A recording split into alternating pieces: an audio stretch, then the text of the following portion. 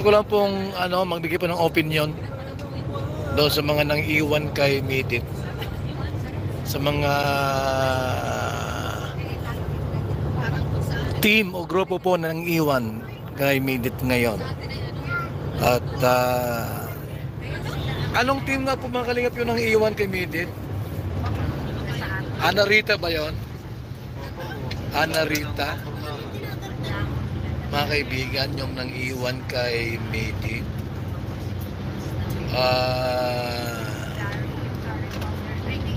Medyo malabo yung ating live po mga kalinga. Medyo malabo yung live natin. Okay. So malinaw naman po ng kaunti. Minsan mayroon pong kataon po na medyo malabo yung ating signal. Ana Rita. So nagpayag siya po ng kanyang saloobin. At doon po ay narinig po natin na may mga may mga mas deserve tulungan. Iniwan na po si Midit ng mga sponsor. Bakit po iniwan si Midit ng mga sponsor? Mga kaibigan, huwag kang mag-alala, andito si Papa Val mo, Midit. Hindi kita iiwan.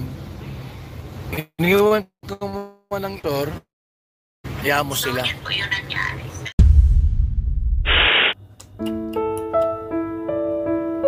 Nangyari na, Midit. Ano na ang nangyari sa community mo? Nakakalungkot.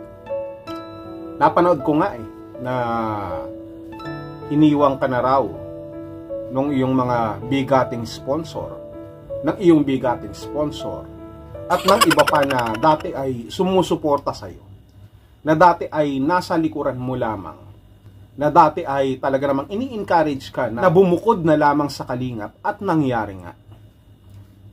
Kung maaalala natin, mga kalingap at mga ka-Adonis, umalis ng kalingap si Midit.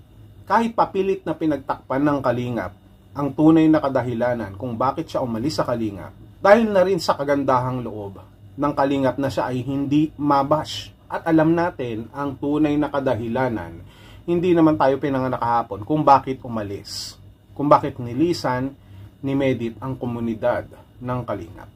Alam mo, Midit, sa totoo lang, kapag dito ka sa social media, hanggat maaari, kung kaya mo magsabi ng totoo, sabihin mo yung totoo nung umalis ka. Pero mahirap nga naman sabihin ng totoo dahil magmumukha kang after lamang sa pera. After sa mga tagasunod mo. Anong nangyari? Umalis ka sa kadahilan ng personal. Umalis ka sapagkat alam mo na may mga sumusuporta na sa'yo, na mayroon ka ng komunidad, at nagkaroon ka pa ng mga reactors, di ba? At pagkatapos noon, iniisip kasi natin na hindi na matatapos yung mga pagpasok ng mga biyaya. Akala natin kadalasan kapag tayo ay nakakatikim ng konting tagumpay, akala natin wala nang katapusan. Masyado nang lumalapad ang ating papel dito sa social media na nakakalimutan natin yung tinatawag nating values. Kahit sabihin pa natin na nagsasalita tayo ng okay lamang yan, moral values ang kailangan natin. Ang kailangan natin yung tunay na pagsuporta. Ang kailangan natin ganito, ganyan, ganyan, ganyan. Huwag nang pansinin ng mga basher. Iba yung sinasabi. Iba ang nakikita sa ating mga pananalita. Iba din ang nakikita ng karamihan sa ating mga ginagawa. Sabi nga nila, action speak louder than billboard. Yon. Speaking of billboard, okay lang yan. Kahit mawala ang mga sponsor, kahit mawala kung ano man, ang importante, may billboard ka. Diba? Ganun lang naman yun eh. Yan ang paalala sa bawat isa sa atin. Yung pagtanaw ng utang na loob. Hindi naman sa sinasabi natin na kailangan lahat tanawin ng utang na loob. This is a give and take. Ang tawag dyan, respeto. Respeto. Hindi naman tayo bulag sa mga nangyari dyan sa komunidad ni Midit. At alam na alam natin na kung sakasakaling babalik si Midit sa kalingap, babalik nga ba? Eh marami ang magagalit.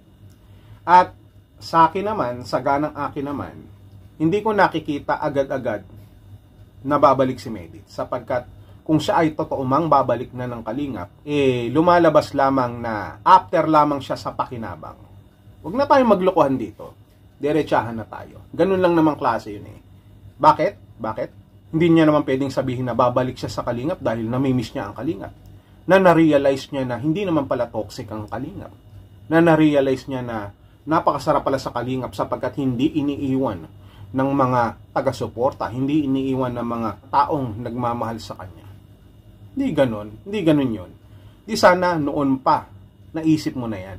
Dahil ang tunay na dahilan dyan, kung babalik ka sa Kalingap kung sakasakali, ang masasabi lamang natin dyan ay napaka-obvious na ang babalikan lamang ni Medit ay ang kanyang pakinabang. Kung sakasakaling babalik siya. Ganun lang naman kasimple yun eh.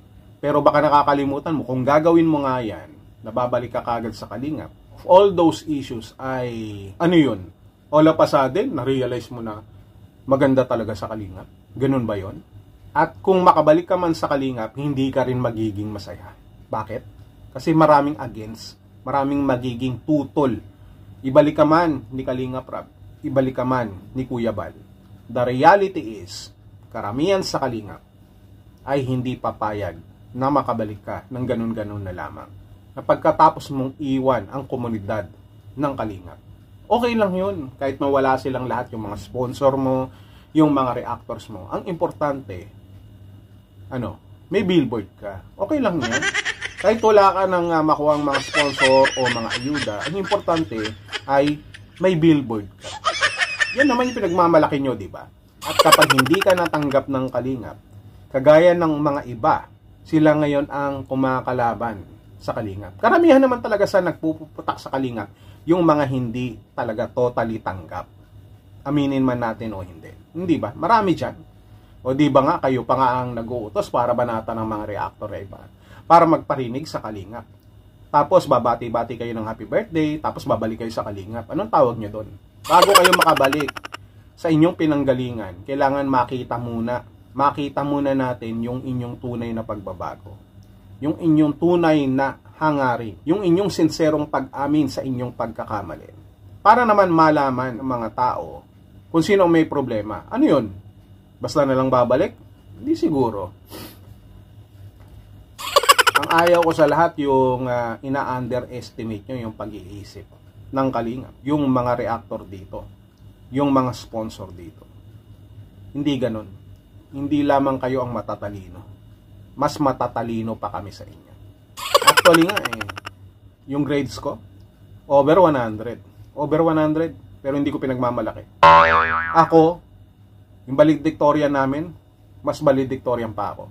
Valedictorian 2.0 ang award ko noon. At naging summa cum laude 2.0 din ako nung college. Yan sinasabi ko sa iyo. Ano, Medit? Kaya pa? Okay lang yan, may billboard ka naman eh. Ang makakapag-decide lamang, kahit tanggapin ka pa ni Kuya Bal, ni Kalingap Rab, kung ikaw ay tunay nakatanggap-tanggap na o makakabalik na sa Kalingap, ay ang mismong mga tao na sumusuporta at nagiging pundasyon ng Kalingap.